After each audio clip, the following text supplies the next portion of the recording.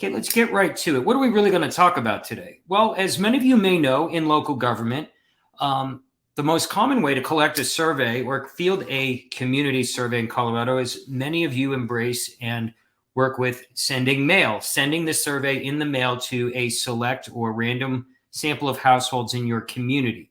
Today, I'm going to just do an honest assessment of that data collection method versus MMS text survey data collection method, which we have really mastered in the last 2 years and are very comfortable with. So I just want to compare the two. We're here to kind of open up some eyes and perhaps have you consider other ways that you can really boost engagement in your community survey from your residents. So I'm going to walk through and talk about survey best practices. And the number one best practice for any survey for any purpose is giving the people that you're attempting to interview as many opportunities as possible to participate in the survey. It's a very simple fact. And mail surveys, or the folks that practice and really push mail surveys, their number one claim to fame is that a mail survey is the only way everybody has an opportunity to participate in the survey, with the thought behind that being you have 30,000 households. We're going to do a random sample of 4,000 to 5,000, let's say. And that was your one chance to participate, if you will, or the idea being we're going to concentrate on sending the mail survey to 4,000 households, and those other 26,000 will have other ways to participate, but they're not going to get full attention. But like that is the only way to give everybody an opportunity. We're not going to dispute that fact today. We believe that is correct and completely accurate. But we also compare that to another fact, that MMS text surveys compared to mail surveys will always have a larger percentage and total number of residents are invited to participate in the survey.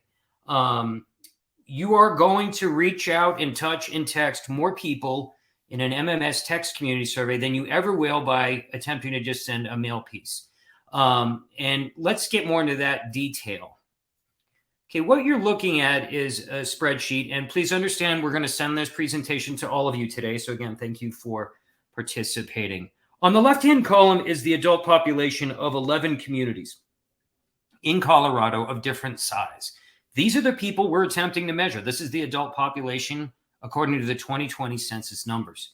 Now, a MMS text survey is sent to somebody's cell phone number, and the voter list or the voter registration list for every one of these communities has cell phone numbers on it. And for legitimate survey research purposes, you are allowed to send them a text as long as it's not in sort of a predictive dialer system. But the point is that on the current voter file, as of right now, this is the number of cell phones that are on the file compared for all of these individuals. So the coverage, if you will, from sending a text is that if you hired us to do a survey, we would send an invitation to participate in the community survey to nearly 30% of the population. Now, furthermore, we don't stop there. When we do a community survey, we're also going to append more cell phone numbers to the voter list. So understand that number could get up to 50 or 60%. Now, on the right hand of this table, what I'm showing is a Palco NRC/ETC mail survey. These are surveys that were done by these communities in the last 2 or 3 years. And I think everybody's familiar with Palco and ETC. They're kind of the community survey, mail survey leaders. And this is how many surveys that they mailed a survey to participate. 4,000 in Aurora, 3,000 in Fort Collins, 3,000 in Lakewood.